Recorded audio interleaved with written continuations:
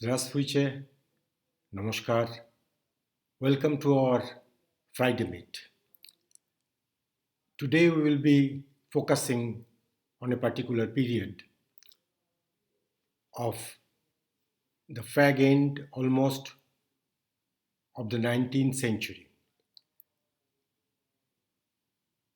We have informed that in the 1890s, India was seriously affected by plague and cholera.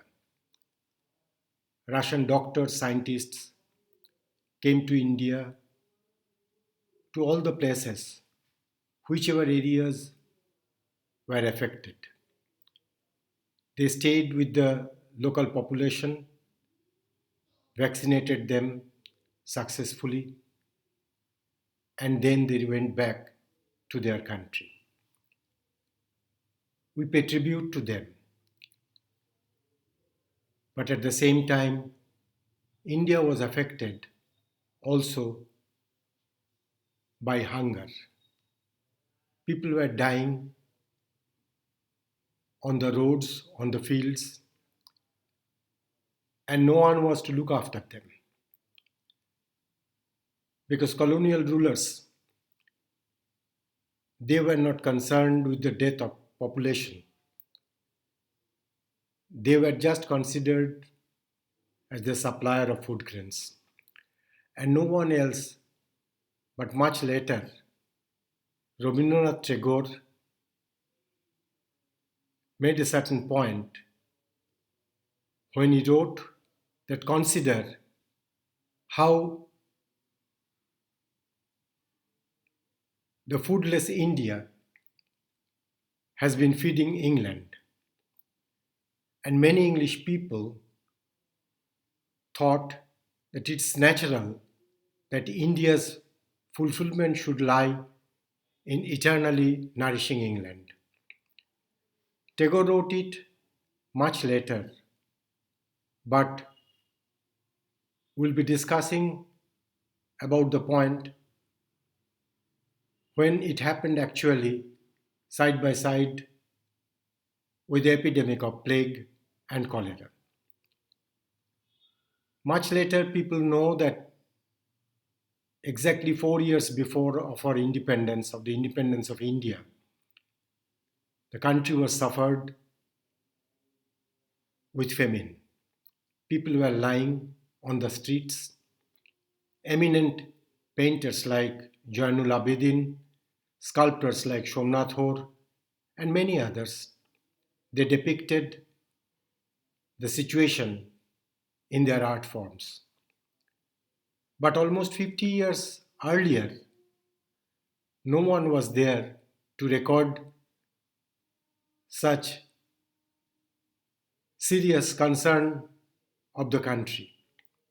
However, the news reached across the border to many countries, including in Russia. Russian people couldn't stay indifferent to the situation of India, and they were planning how to render their support for the people of India. However, in the city of Stavropol of Russia, a landowner, he appealed to the authority that something must be done, and accordingly, through Ministry, the government approved the idea of collecting food grains and collecting funds. In three places, at the beginning in Moscow, Odessa, and St. Petersburg, committees were formed under the banner of Help India.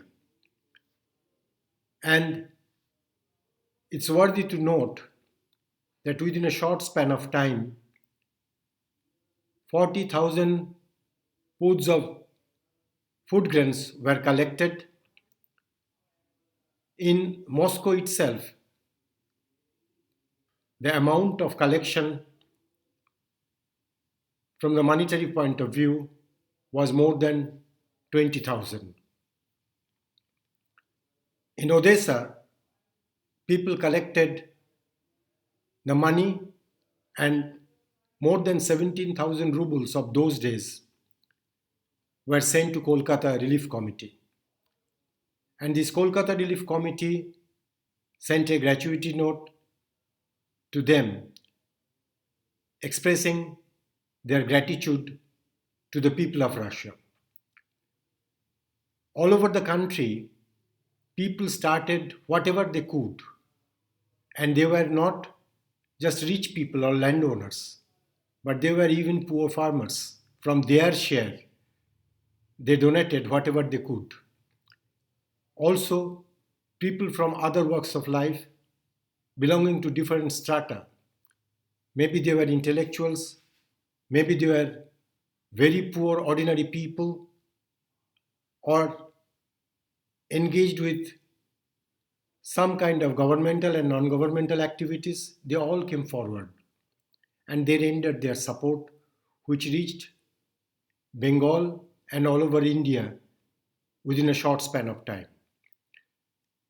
Even the people were so eager to stand by India that the next year, in 1898, on 16th of February, at the Mariinsky Theatre of Russia, a very popular opera took place, and that was the 160th performance of that opera. And that was Alexander Pushkin's Yevgeny Onegin. And as we all know that Pushkin himself had a great interest for India. In 1835, under the instruction of Tsarist government, he tried to collect material on India. However, the total amount which was collected from the performance of Yevgeny Onegin on 16th of February 1898, they were all sent to India. India should never forget of this support, and this support created another bond of friendship between the people, which we call today as the people's diplomacy. And such kind of support, help, and assistance India was always receiving till this date, when India has achieved independence and 73 years have passed after that. And we believe that, like such support and friendly assistance, India Russia friendship will be strengthened more and more in the coming years. Das Vedanya, Punardarshanaya. See you again on the next Friday. Thank you very much.